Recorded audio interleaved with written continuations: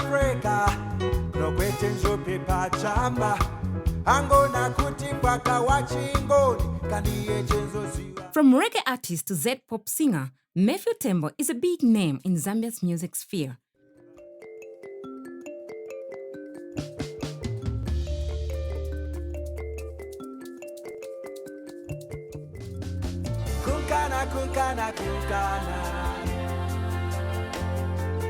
What puts him on the spotlight is simply his ability to make his music unique and relevant to any audience that appreciates good music. It was because of those instruments that I'm more famous now than I was, I don't know, 5-10 years ago.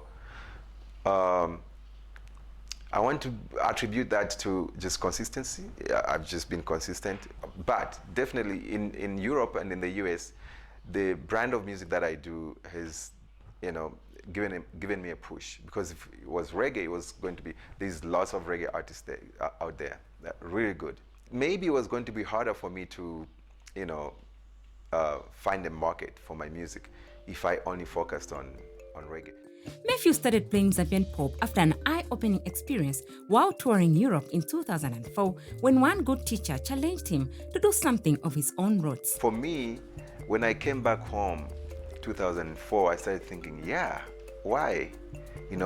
I need to find something of my own, like from my own roots, like something Zambian, something African. Suddenly, he stayed for some time without playing music, but not for so long before he got hands on what he needed to stimulate his spirit and to continue with his music. Coincidentally, he met someone in his then neighborhood in Kaunda Square, where he learned how to play the traditional instrument called silimba, which he later introduced to his band.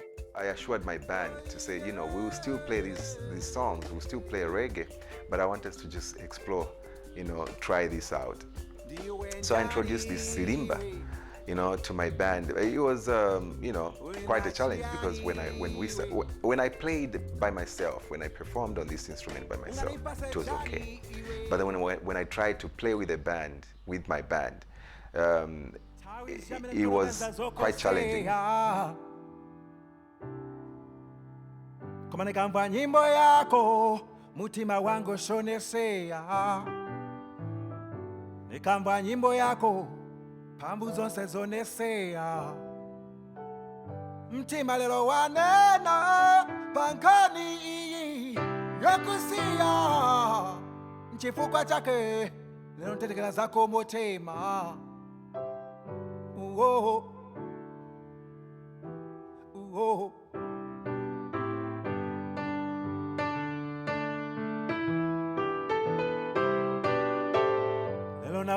Ukali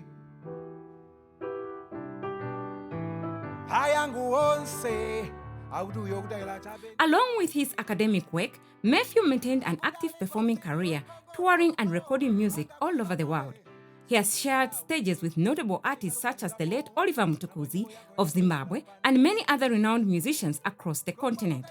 In 2014 and 2015, he headlined a number of musical festivals in Pittsburgh. Traditional Zambian instruments in my music has given my sound some kind of uniqueness that appeals to especially these people out there that, of course they've seen lots of reggae, but this is kind of new to them. Ulesiai ndaolo pakamwa pone na boza mutima ninsimbi suna maboza. Konka, konka, konka, konka.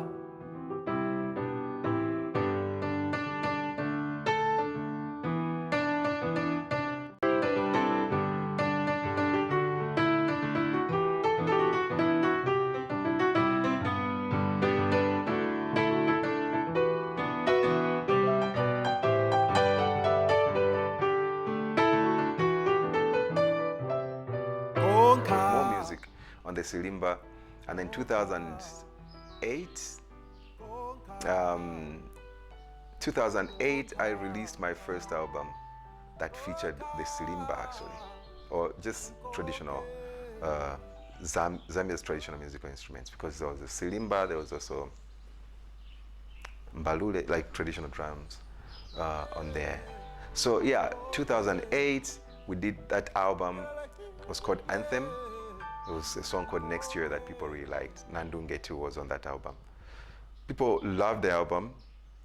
Not only here, but it was also the first album that, you know, was like got us signed on like a record label outside, like abroad.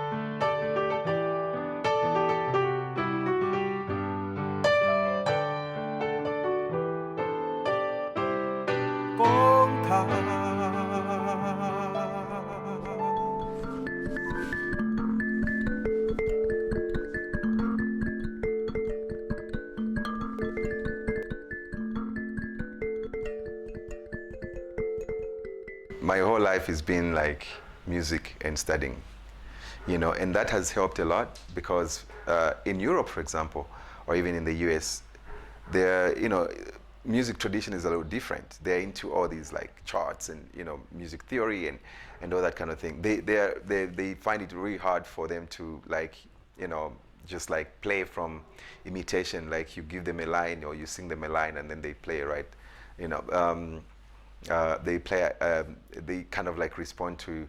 So it's, the music theory has actually helped me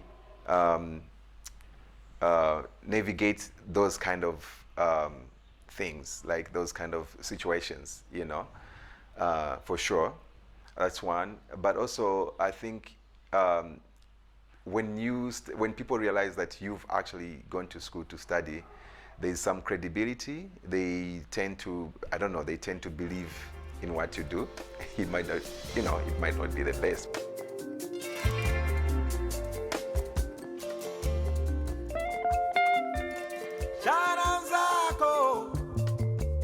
His musical journey began in 1994 when he sang in a band named Afrovision. He first trained as classical musician, a diploma course which was Western-oriented, majoring in piano.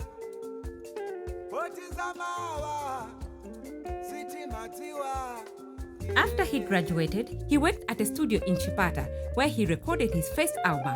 He launched his career in 2001, and he started playing outside the country in Holland and Denmark.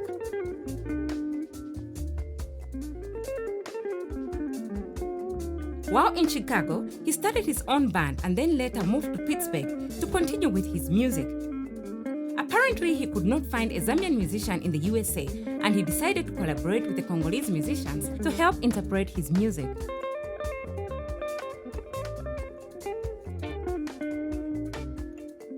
Along with his academic work, Mathews maintained an active performing career, touring and recording music all over the world.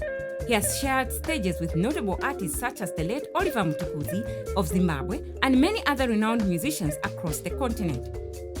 In 2014 and 2015, he headlined a number of musical festivals in Pittsburgh.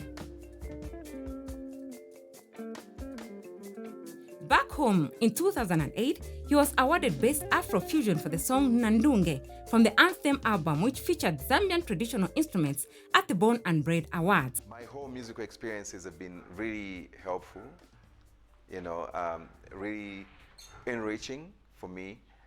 And I've used like different, you know, skills in different situations.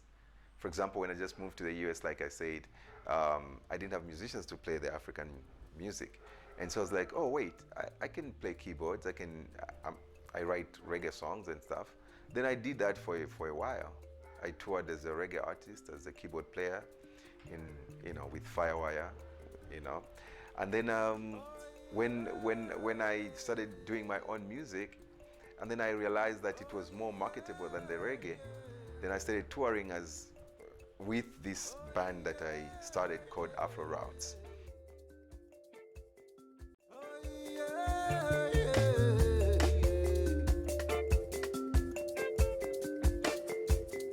Do you went anyway?